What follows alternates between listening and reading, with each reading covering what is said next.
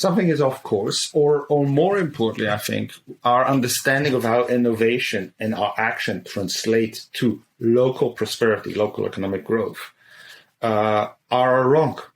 And the reason is that we do not have a good understanding of how globalization, right? And here I'm talking about the global system of fragmented production, changed the way in which we, and at least until COVID, most people didn't realize it, changed the way that we do stuff.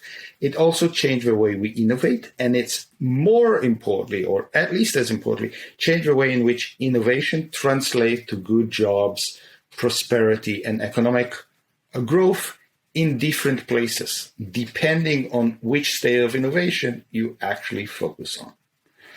So Silicon Valley, and we can talk more about it, it's the optimum of supposedly innovation success, but it's a model that leads to unbelievable high inequality. This is Rob Johnson, president of the Institute for New Economic Thinking.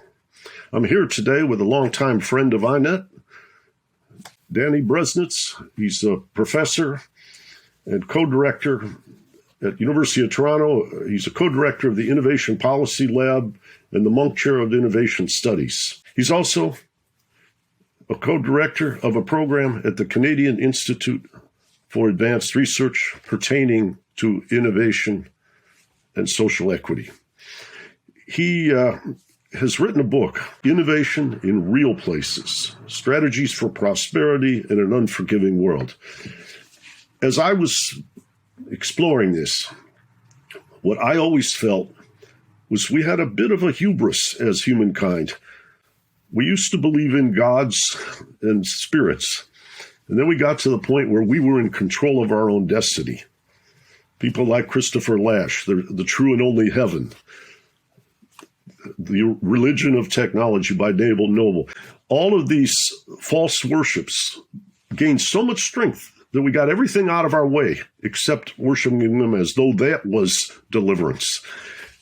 You're really pulling it together here, and I'm really grateful that you came to this podcast, and I look forward to hearing your views. But let's start with what tickled you inside? What inspired you to write this book? You've written many other interesting books, but what got this one off the launching pad in your heart? So it's both a goodwill and a lot of anger at the same time. And the reason is I was writing those other books, as you said, and working with a lot of governments. And I realized that on one side, we have a lot of knowledge about innovation-based growth and how to actually have better and more prosperous communities on the one side. And on the other side, there's a reality. And we never tell, we meaning public scientists, social scientists, public and private universities, never really translated and say, okay, so this is a research. What does it actually mean for people who wants to change their community for the better? There's a dissonance. And because we don't do that, there's myths of what you should do that leads to a waste of $1 trillion on one hand and to actually increasing the inequality on the other, which made me quite angry. And I started writing this book saying, okay, so let me write a different book from the other books that I'm usually writing. And this book is, yes, it's based on the best research of mine and others and original research, but it's not just, here is the research, here's a puzzle, here is my answer, here's why my answer is correct, goodbye. Instead, it says, here is our finding about the world. And hear what it means for somebody who actually want to affect change. And I have to say, it's a humbling experience. I have much more respect for people who try to write those books now, books that policymakers in both the private and the public spheres can write, people that interested citizens can read their book and says, okay, that's actually helped me to do something. This is a very hard writing exercise, much harder than all my academic books. Yes, I would imagine you're mindful of the structure of social power that you're stepping in and confronting. What we might call that is courageous. and but mounting the courage to go after, which you might call the taboos and the norms. Some people are not mindful of the power structure. They just adhere to it because they can feel it's the path of least resistance. But I'm curious, in your contemplation, you're seeing these things. Yeah. And I have to say, living in the US in different places. Boston, but then I moved to Atlanta for 8 years. You also see that the story that New York and Silicon Valley likes to tell the rest of America is not a story that the rest of America should adhere to, because it does not necessarily give the rest of America a path forward for a more prosperous society and community for them. And I think it, coming from Detroit. Yes. Speaking about places who were once rich and are no longer that successful. Now, I live in New York. My family has a home in Northern California, and I'm from Detroit, what we call flyover America. And exactly. So those tensions are very much there. And I'll say, I know we're both MIT alumni, but when I showed up at MIT, I took my first economics class, and the teacher started talking about equilibrium. And I wasn't trying to be a smart aleck, but I raised my hand and said, isn't that like assuming a happy ending? And he kind of growled at me, but yes. Well, I had a teacher who once told me, when we asked him about whether the model actually represents reality, he completely seriously said, "Well, reality is just another model." Grow your own. So exactly. So that's why I like to call myself a political economist. Yeah. When you walk into a bookstore, do you file it under fiction or nonfiction? He doesn't know how to sort the books, right? Yes. Or science fiction. Yeah. One of my favorite genres. Yeah. Yeah, that's good. Exactly. That's good. Well, let's go into the structure that you share with the audience in this book. There are various things. Start with the difference between invention and innovation.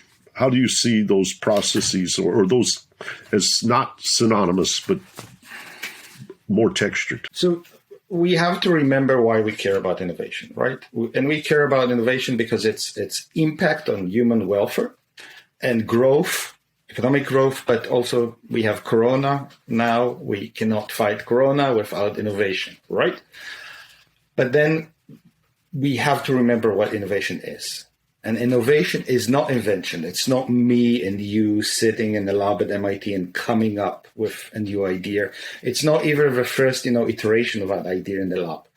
It is the actualization of ideas in the real world all across a production chain or network, from ideation to after service, including innovation in production, innovation in a second generation improvement, recombination, design, assembly, all of them. And we can see it in two things. One is the vaccines. I mean, it's wonderful that two companies, one in Germany, one in the US, came with a new mRNA moleculars. In order for that to actually become a vaccine, we had, if you read the protocols of Operation Warp Speed, we had to overcome all the questions of production, actually how you produce it, how you move the vaccines into the human body, then how you put it in different vials, different kind of glasses, and then issues of distribution. And now we know that we have to innovate in order to produce those vaccines into the billions of units and then distribute them around the earth to everybody who needs them, more or less every 6 months. And only when we do that, we can really say that Corona is under control. So it immediately shows you where innovation and why it's important. It's important because it's continuous, not because you had like a moment of Eureka. It's important because it's continuous and because you hit reality again and again and you change it. It's what makes us human, right? To come up with ideas of how to do new or improve things and do them in reality. The second is that, in my hand and you in your hand hold something that was a supercomputer only 15 years ago. And you and I talking on the river side, it could be a Zoom, which was complete science fiction 15 or 20 years ago. And our professor at MIT, talking about deep learning, what we call artificial intelligence now, have said how stupid of an idea it is because it's so resource demanding. And yet, because of innovation in CPUs, in memory, in data transformation, all of those things now are so cheap that we don't even think about how miraculous it is that we use them. If we didn't have this continuous innovation, you and I would still have a big wooden box behind us, and you and I will call and ask a human how to connect us for 5 minutes of voice, which will cost more than all of this video put together. Yeah. So you don't want to throw out the baby with the bathwater. Innovation matters. It has potential. But the other thing is, to use a religious parable, the servant cannot be your master. Technology and these things are brilliant means to social and human ends. And when that is forgotten, that they are in service, just like markets are in service to social evolution and vitality and well-being. And when, which you might call the causality, goes in the other direction. Preservation of structures of innovation or of how markets are organized. We get into much more, which you might call demoralizing and therefore treacherous social zones. Some of when Donald Trump was elected in America, which many people find very haunting, came from his riding around and saying the system is rigged. And people who were suffering said, I've been waiting to hear that for a long time. Finally, we got a guy that's going to talk. I don't know if he has seduced and abandoned the American people, but there was a deep, deep sense, maybe not a knowledge like you're presenting in this book, but there's a deep sense in many places in the world that something's off course. Something is off course, or more importantly, I think, our understanding of how innovation and our action translate to local prosperity, local economic growth, are wrong. And the reason is that we do not have a good understanding of how globalization, right? And here I'm talking about the global system of fragmented production, changed the way in which we, and at least until COVID, most people didn't realize it, changed the way that we do stuff. It also changed the way we innovate. And it's more importantly, or at least as importantly, changed the way in which innovation translates to good jobs, prosperity, and economic growth in different places, depending on which state of innovation you actually focus on. So Silicon Valley, and we can talk more about it, it's the optimum of supposedly innovation success, but it's a model that leads to unbelievable high inequality. And in order to understand all of this, and that's what the book is trying to do, we have to merge our understanding of innovation and economic growth with an understanding of how the global system actually works. And then it actually shows all of us that we have communities. And here I'm talking about, cities from Detroit to Hamilton to Winnipeg, to states and provinces to actually reach local prosperity based on innovation-based growth. But in order to do that, we have to understand what are the choices and how we maneuver, navigate to get to each one of those choices and models. When you talk in the book, I remember there are 4 stages that you described. The first being invention. Later on, there's more in the process and some related to what you might call the context, the social ingredients, institutions, education, and so forth, to nurture those further stages. And I'll just start at the beginning. One of our professors from MIT, emeritus now, Peter Temin, who was working with me on a conference in 2016 in Detroit, ended up writing a book, and it's called The Vanishing Middle Class. And he was concerned how otherness, racial and gender animosity and things, was demoralizing the, which you might call, political enthusiasm for public schools. And so just as we were moving from a manufacturing culture to what I'll call high margin and low margin services, more than 70% of the population was now employed in low margin services. But as W. Arthur Lewis talked about, getting from the farm to the factory, metaphorically, getting on the road up the ladder of education to perhaps make more competition in high value added services, but broaden the quality and experience of employment and value added that the population could make was just being extinguished by all of this infighting. So that's a long-winded on-ramp, but how do education, how do other institutions contribute to invention, but then that longer process of innovation that you have in the next three stages? So let's first sort of map the stages. And I think one good way of doing that is looking at that industry, and an industry that everybody is excited. I did a lot of research about, but a lot of people are now really excited because we don't have it. Semiconductors. And if you look at places, so Silicon Valley, Tel Aviv in Israel, Taipei and Hsinchu, Taiwan, Seoul in Korea, Shenzhen and other places in China. And you look at semiconductors and you see that all of those places have unbelievably successful semiconductor industry. Not only that, but in each of those places, you see the same companies operate. But then you look at what actually happened in each of those places, and you see that it's completely different. So in Tel Aviv and Silicon Valley, it's basically that moment after invention. It is coming up with new ideas to put on silicon.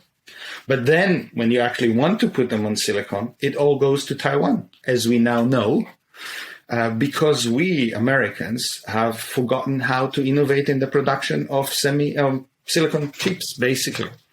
Silicon Valley is now without silicon.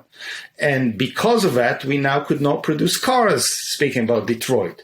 So Taiwan is the place in the world where they focus on innovation of production and second generation of those chips. And then you look at Korea, they opted for a different strategy. Memory and the touch screens that you love so much. And indeed, Samsung has the second highest profits on every iPhone and iPad and Apple device. Samsung has the second highest profits because they control critical components in the production. And then you go to Shenzhen and you see that those companies know how to take those sometimes tens of thousands of components, constantly changing materials, and produce and innovate and actually come up with a real product that you can buy. And it's not a surprise that from Shenzhen, all those companies like ZTE, Huawei, DJI, if you have a drone, came because they know how to produce and innovate in the production itself. And then you look at each of those places and you say, okay, so what is their business model, right?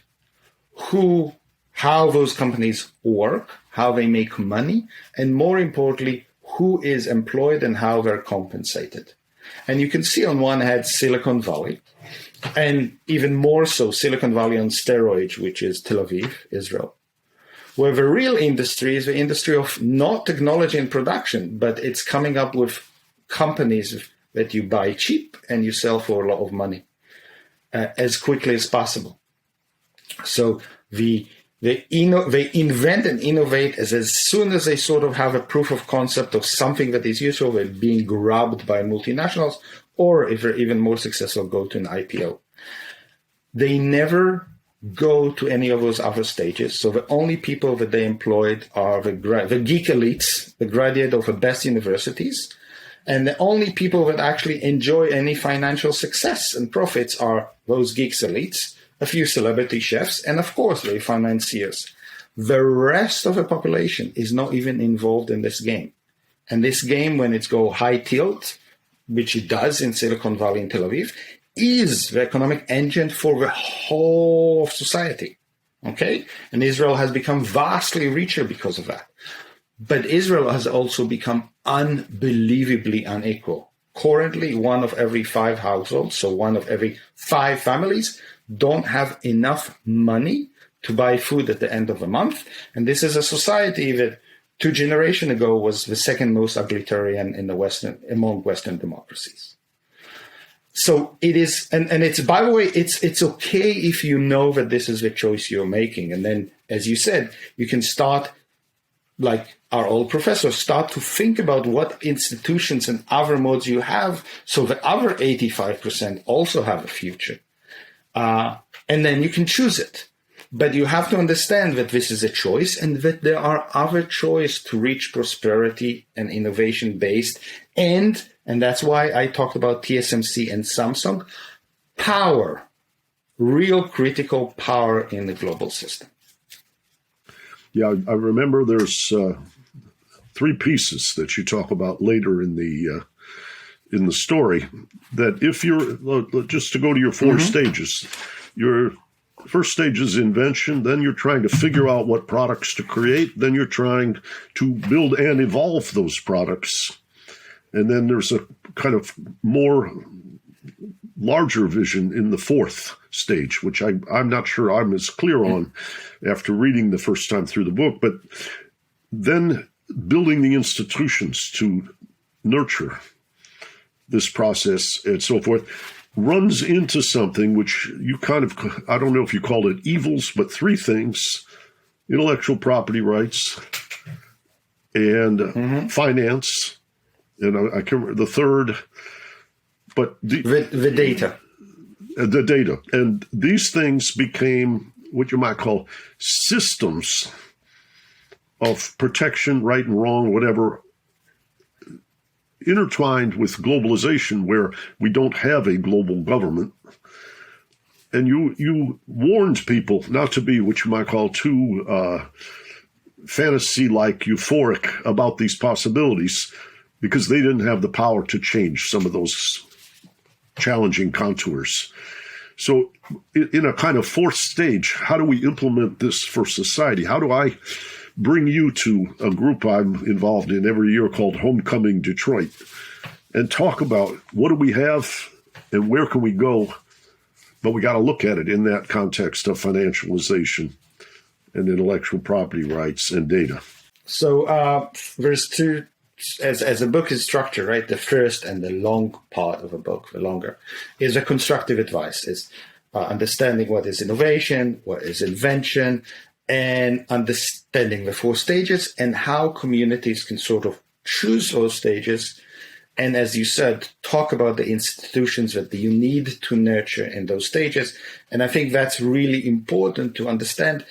Once you innovate in one of those stages, right? Once you're Taiwan or Silicon Valley, it's not just because you decided, but you build a whole system of finance, education, regulation, connection to the global networks that then makes you better and better and better and excel in those. And you have a whole system of business models. Okay. So it's a real choice in terms of that. And you need to figure out how to build all those complementary institutions to help the only 2 agents of innovation in a capitalistic society, which are companies and individuals, which we tend to call them entrepreneurs. So it's hard. It's a choice because it's hard to change, but it's also a choice because each one of them have different distributional outcomes. The second part of the book talk about 3 things that are really important for innovation, but a community, and I would say even the President of the United States, have very little ability to change because they're a global system set in various ways. And currently, if you're Detroit, not if you're a really, really, really successful VC or banker in New York or the world best patent troll, okay? But if you are from Detroit and you want to change the future trajectory of Detroit, you're going to be hit by them based on innovation. So 1 is our global system of intellectual property rights, which has now become helper, but even more so a hindrance to innovation, especially for the companies that come and build around technology that already exists.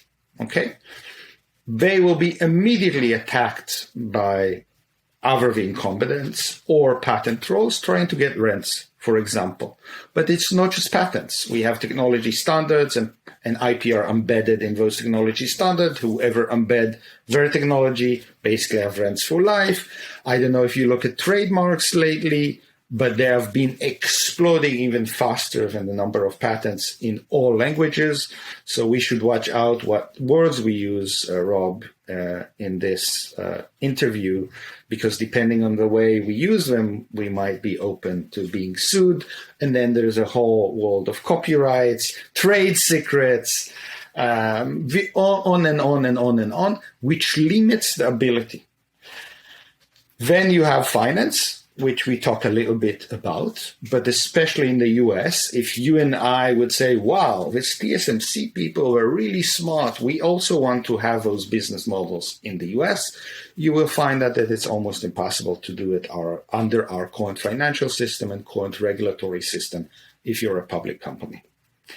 And the ability to change those two good luck. What you need to do in those two is playing a strategic game of being extremely savvy about how they work and using, if you want to call it, very instrumentally the system to protect your own companies. One way of thinking about it is thinking about the IPR. It's not just patent trolls, but IPR players, especially those that want rents, are very much like bullies. So they will go to the place of least resistance, like water and electricity.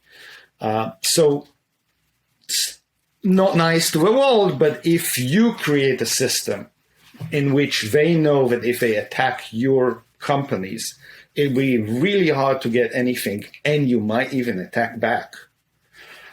They will prefer to avoid your companies because there's so many easy targets out there because of the dysfunction of the system.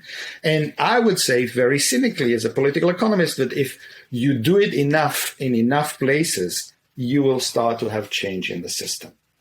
The same is for finance. And for finance, and I've talked about Israel and the US that have similar problem with financialization, you basically need to do two things. Play a delay game, so the companies grow as much as they can in your locale, and figure out, and that's something I think this is crucial for the US, figure out what is the new financial vehicle to invest in innovation. If you look throughout history and you look at all our old professors at MIT and Harvard, they will teach you that in every era or period after Industrial Revolution, the place that became really successful also figure out a new way to finance innovation, right? From the French bank, the German bank, English. Since the 60s, more or less, we have venture capital, but it's running out of steam. And it's have been working only in one stage and only in two industries, biotech and ICT. The world right now is ripe for an innovation in finance, and especially innovation in how you finance innovation. So we should work on that, but most places should realize that the system is now dysfunctional from their point of view, and you play a defensive game of growing your companies, delaying their need to go to the global financial markets. I think it's very important what you're saying, because, as you say, the concentration of power around who are the winners in this system or game that we've allowed to evolve is perhaps on the side, as I alluded to Donald Trump, but you could talk about the AfD in Germany, Marie Le Pen, the Brexit vote, or whoever. The attraction to what you might call angry, protesting, and potentially authoritarian alternatives is not the pathway, or at least it is a pathway that frightens me. And when I look Yes. at what I often call the commodification of social design and enforcement, you call yourself a political economist, but there are many people who treat economics like it's a separate domain from politics, whereas I see them as intimately intertwined. And with now the complication of globalization, where countries can play off against each other, or powerful people can play off one country against another more accurately. And it really, it is very daunting to imagine how a country that the International Office of Migration projects, not a country, a continent, the continent of Africa, they project will move from something like 1.7 billion to 5 billion people between now and 2075. Equatorial region, climate, burning out subsistence farming. What's the development model for broad-based prosperity? Or is the world prepared for desperate, large-scale migration on the level of billions of people coming out of Africa? Not to mention, even more importantly, the turmoil within the continent of people escaping despair. So I think the stakes upon which you're exploring and raising a flag really matter to humanity. It's not just an arm wrestle among this tech company or that, or the people who own this medicine patent versus others, or even whether you get your CDs and your DVDs copied without your intellectual property rights. Those things are all there, and they affect incentives. But I think you're digging much deeper into this. And let's talk for a second about climate change. I get the feeling, particularly after the pandemic, that more and more people are terrified, and the IPCC and others come at us that we're not on course. And then you have some people talking about ESG, or some other people talking about, just get back and let the market solve it. But the collective good in a time frame, which includes your and my children's lifetime, is a very daunting challenge. How do we take the lessons of your work so we rise to that challenge more effectively than we appear to be doing right now? So there's two twin challenges. So first of all, and especially after the pandemic and with a rising global tension, we have to realize that this global system of production that we talked about is one of the worst systems we can have for climate change. So I don't know if how bad it is where you live to get even wood for construction now since COVID. But in Canada is beyond belief, right? Because if you look at even the trade wars between Canada and the US, half of it is about wood. And yet Canada does not have now wood, which is not very high technology, right? Wood in order to people want to refurnish their home or build. And the reason is we now have a system which you take the wood from Canada, put it on a ship, it moves, it's the most polluting ships possible. They move 5,000 miles to Asia.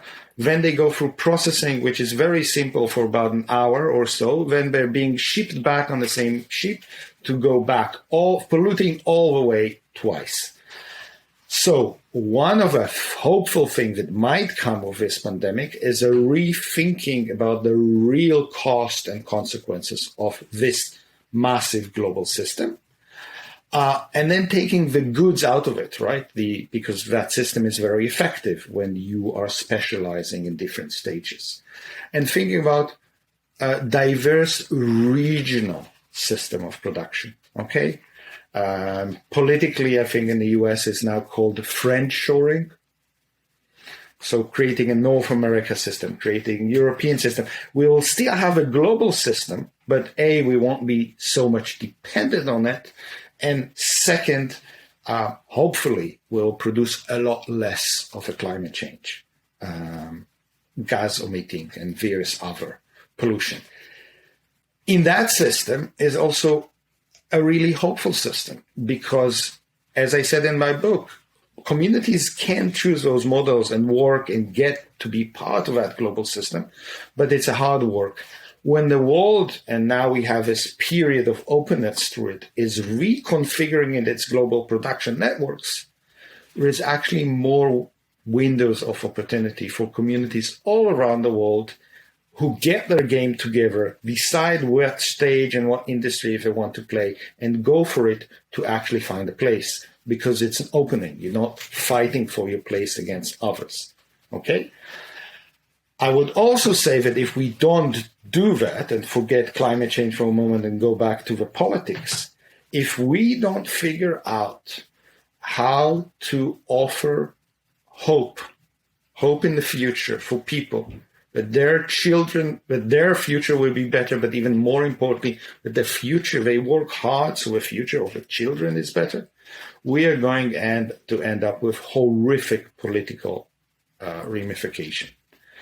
Trump would look like to American as a mild-mannered, gentle person. We have already seen it playing out in multiple places. We have already seen what happens with migration to Europe, for example, and we are talking about just a war in Syria. Can you imagine, and that's like few millions a year, can you imagine what's going to happen when, because of climate change and others, it will be tens of millions, forget hundreds of millions. We will become a very nasty, brutal world where humans will kill and destroy other humans just because they're not part of a tribe. And we have done it throughout all our history. So we shouldn't have any illusion about what will happen if you have massive immigration happens because of critical needs. So we need to figure out a way to offer all of those communities hope for a future and prosperity, which is not just by massive immigration. And that's another reason why I wrote this book. The other thing about climate change, it also gives an opening to rethinking innovation. So the promise of climate change, which we sells everybody, it's not only that it will be cleaner, but you'll have a green tech revolution that will create growth and prosperity. In order to do that, we, especially we in the United States, have to rethink our model of innovation so it will bring prosperity for all Americans and not just to people like us who finished MIT, Stanford, Berkeley, and our financiers. It's almost like you're saying to us, Frank Baum can show you that the pathway is hiding in plain sight. And we need to pull back the blinds, take off the green glasses, and see false gods and see what healthy social design looks like. And as you'd said in some of the, metaphorically in the quotes you chose, the Tin Man had a heart. The lion was courageous, and the scarecrow was brilliant. Yeah. How do we Absolutely. How do we recognize and excavate from the depths of what one of my Chinese friends calls the invisible republic of the spirit, and bring these things into a place where they re-inject confidence and hope and what you might call a pathway that takes the sting out of what might bring the even more violent authoritarian government to the surface, whether here or in China or in parts of Europe or Russia. I really think you're teasing us beautifully with art. But how do we bring the confidence of our potential onto the whiteboard and the design pathway? So the book, and that's why I'm reading it in that way, talks to people who want to really change their communities. So, as I said, up to the level of a state in the United States, but really, a city or an area around the city, a region. And I think the first thing that those kinds of people, local leaders need to do is to understand the real choices, right? There's a myth that what you want to become is a silicon hyphen, right? We can go around the world and we'll find that every place claim it will be the silicon something, from the Silicon Peach in Atlanta to the Silicon Valley of the North to the Silicon whatever, Isle, whatever you want. And that's just the wrong vision to have, right? We just talked about how Silicon Valley, assuming you're successful, and in the book I also explain how difficult it is to ever become Silicon Valley, partly because the global already have a Silicon Valley. If you do that, you're going to end up with massive inequality. So places need to open their eyes, or I should say places, people needs to open their eyes to the other opportunities that are there and understand that A, they're feasible, and B, they are much, much, much better for local prosperity. Once you do that, as you said, you realize you actually have a lot of what it takes. And you can map what you need in order to excel a long time. And that's where I think we lack vision. And here I'm not talking about those grand visions, from Hollywood or the media or even Silicon Valley. I'm talking about, okay, you go back to Detroit and you and I go back to your friends in Detroit. And the first thing that I think we need to do, or they need to do, and maybe we can help, is, okay, if you're successful, we are successful, how Detroit's look like in 15 years? What kind of companies are there? What kind of people they employ? How they're connected to global markets, right? What do they supply to the global networks? And what kind of information, data, whatever you want, they need from the global networks? And then we can map up the innovation policies to reach that, knowing, that we need to pivot over time because we're talking about innovation. We're not talking about, the car industry. We're talking about figuring out, simulating agents, companies and individuals to do things that we cannot know in advance, right? But we can know what kind of companies, what kind of industries, but especially what kind of stage we want to play in and how to build those capacities and then stimulate those companies and individuals to actually operate. And then we have a map and a navigate. And then we can do reverse engineering. Instead of what happens now, which people say, I ask them, okay, so you want to have innovation-based economy. How do you think is success? And they will tell you, and I'm sure a lot of them told you, we need more patents. They will say we need more VC per capita. They have no idea how success looks like to their community. And they have no idea about the options. So open the eyes, understanding what is success for you, not what is a success in the dream for the New York Times in 10 or 15 years, and then reverse engineer a plan to get there. Yes. And again, it needs to include what kind of finance, what kind of education, what kind of public and semi-public goods you have, what kind of, and most importantly, what kind of relationship you have to the global network of production, and how you create a system that evolved and co-evolved to succeed in that, because what you need in stage one, where you have very few companies, if at all, operating that way, and what you have when you're a truly successful locale 15 years later is quite different. Right now, most places are not even in the game.